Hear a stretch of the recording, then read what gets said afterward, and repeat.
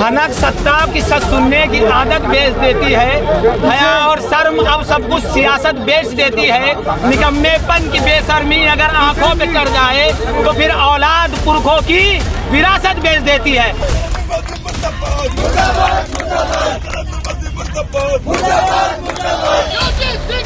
वापस करो, वापस करो,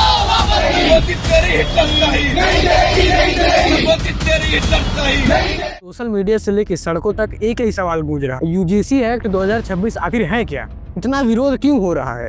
और सबसे बड़ा सवाल, सरकार और विपक्ष दोनों चुप क्यों हैं?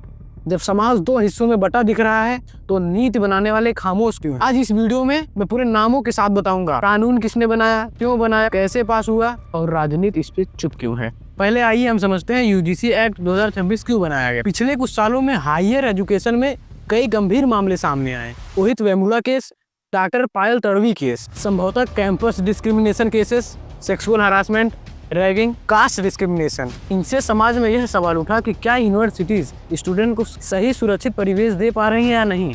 कई मामलों में सुप्रीम कोर्ट ने कहा है कि इंस्टीट्यूशंस में डिस्क्रिमिनेशन रोकने के लिए स्ट्रॉन्ग रूल्स जरूरी हैं। इसलिए यूजीसी ने सोचा कि अगर रूल्स और पेनल्टी क्लियर हो तो यूनिवर्सिटी बेटर डिसीजन और बेटर एक्शन ले पाएंगे।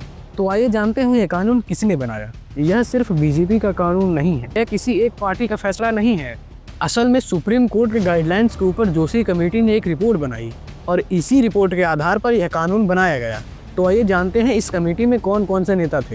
इस कमेटी में सभी पार्टियों को मिलाकर कुल 29 सदस्य थे, जिसमें बीजेपी के 17 नेता थे, कांग्रेस के 4, समाजवादी पार्टी के 3 हैं, टीएमसी के 2 और एनसीपी शरद पवार और डीएमके और सीपीआई के नेता इसमें शामिल थे। इस कमेटी के चेयरमैन हैं दिग्विजय सिंह, जो कि कांग्रेस पार्टी से हैं, बीजेपी से बासुरी स्वराज, करण भूषण सिंह जो कि बृजभूषण शरण सिंह के बेटे हैं, रविशंकर प्रसाद, संवित पात्रा, सिकंदर कुमार हैं, घनश्याम तिवारी और हिमांशु जोशी। समाजवादी पार्टी से हैं राजीव कुमार राय, जियाउर रहमान, जितेंद्र कुमार दोहरे और रचना बनर्जी।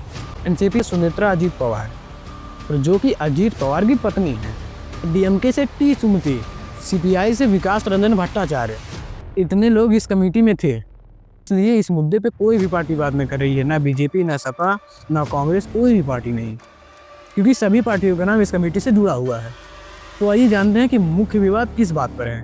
पहले इस एक्ट में सिर्फ SC/ST को रखा गया था, बाद में इसमें OBC कैटेगरी को भी जोड़ दिया गया।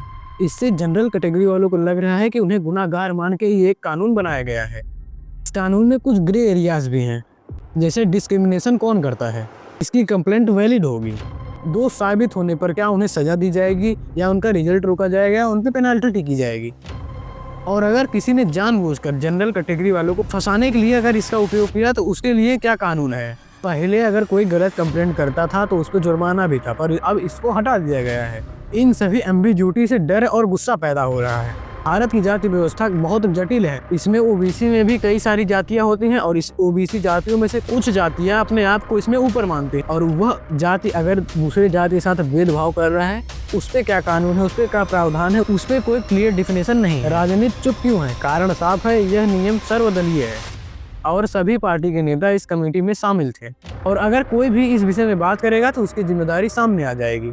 सभी राजनीतिक दल वोट बैंक पर राजनीति करते हैं और आने वाले समय में यूपी, बंगाल जैसे बड़े स्टेट में चुनाव है, इसलिए कोई भी बोलकर अपना वोट खराब नहीं करना चाहता, इसलिए चुप रहना एक बेहतर स्ट्रेटेजी। पहले यूजीसी रेगुलेशन 2012 लागू था और नया ड्राफ्ट 2025 में आया, और लागू होने की बात फेस मैनर में 2026 में हो रही है। यह कानून भेदभाव रोकने के लिए जरूरी है, लेकिन बिना साफ एक्सप्लेनेशन के ये डर पैदा करता है।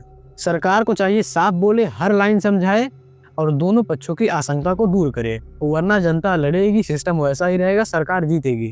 जनरल कैटेगरी के लोगों के मन में जो प्रश्न है उनका उत्तर कौन देगा?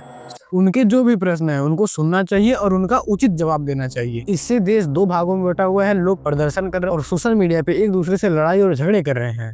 सभी का समाधान सरकार समझदारी पूर्वक कर सकती है।